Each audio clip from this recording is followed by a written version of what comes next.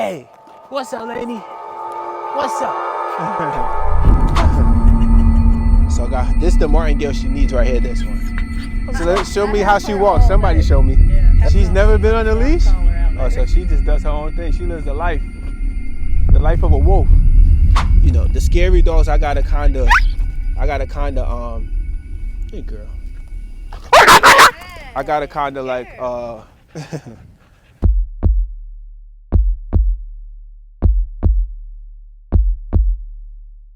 this dog right here, a menace. She's 11 months old. My hand is bandaged up right now. She got me good right here. Gotcha. Gotcha. Like it was like bleeding out, like pouring out blood. So we had to wrap this up, and then she got me here. You guys can see this. She got me right there. She's got me here. These are all bite marks here.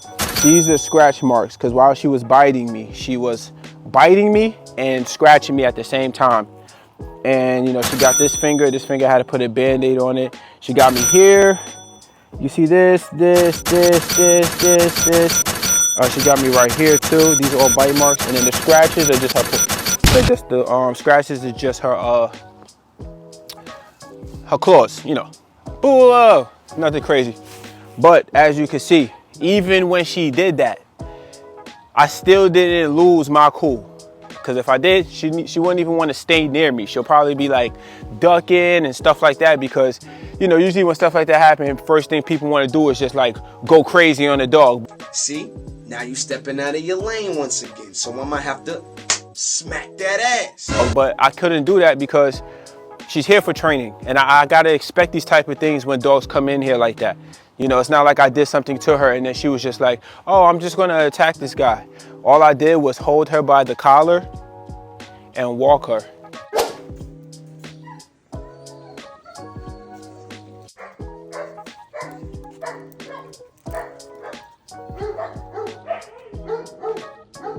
I do that with all the dogs. Everybody does that. I'm sure you guys do that. Everybody does that. You're looking for your leash. You're about to grab the dog by the collar, hook it on. It's regular. But she attacked me. So this is what I gotta use to like get her. All right, I gotta use this to get her. So when she sees this, she's just like, here we go. Come here, Lainey, come. So if I just walk, maybe she'll, come Lainey, good girl. That's my girl, that's my girl. All right, I just wanna get her moving. That's my girl, there we go.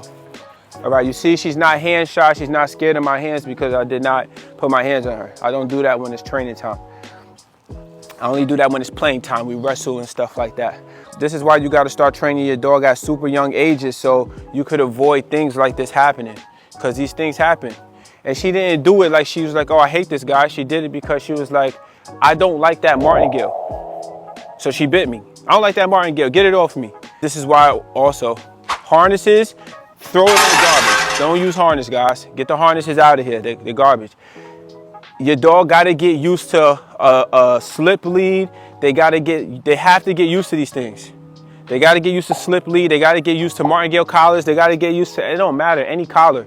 You just can't put harnesses on dogs, because then a situation like her, she doesn't wear a harness all the time, but she doesn't even get walked enough to know that what pressure means. So she felt pressure and she was like, whoa, whoa, whoa, you got control of me, and just started going crazy on me, all right? So we don't want that. You know, some people are like, oh, well, my dog doesn't do that with me, but your dog's not gonna always be with you. There's gonna be other people that's gonna handle your dog unless you're just gonna spend your rest of your life with your dog. You're never gonna travel, you're never taking your dog to the groomer, you're never taking your dog to the vet. Pray to God your dog don't get sick, because then the vet can't really even handle the dog, because the dog might just try to attack them like this, all right? And I gotta go live showing these things, because when I tell people, like, please, put a martingale on your dog. Please get this harness off your dog, especially if your dog is on the waiting list for training, because, you know, these are the things that has to be done that, you know, people don't realize. People think it's always just going to be sit down, this, you know, and it's not going to always be just regular training if I have to go start with stuff like this, right? So I'm gonna show you real quick. Let me put this glove on. And when she bit me, I didn't have my gloves on, because that's the last thing I was expecting was to get bit by her. All right. So she might just let me put it on right now. Sometimes she acts a little weird with it, right? All right, you're gonna see she might shut down a little, but she just has to get used to things around her neck. This is part of training, because when we walk her, she needs to get used to that, right? So what she doesn't let me do, you see how she's shutting down? You see that? What she doesn't let me do is, oh, look at her, trying to jump now. Good girl, no. Good girl, good. Yeah, like I said, what she doesn't let me do is unhook this one. This is where she gives me trouble right here. This is where she tries to bite my hand when I try to take this one off. So I gotta use this hand because she might try to turn around and bite me. See? She's turning around right now a little bit. Good girl. All right. And this is pressure right here. You see she's trying to pull? That's how you know she doesn't have no idea how to really walk or what pressure means. And what we're trying to teach the dog is that it's not the end of the world. All right, you see her ears going back. Her body language is telling you everything you need to know.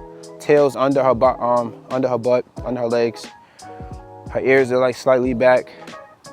And this is why you always want to make sure you desensitize your dog to these type of things early. People don't realize it, but this is a real thing. And this is why I had to come live and show you guys, like this is a real thing.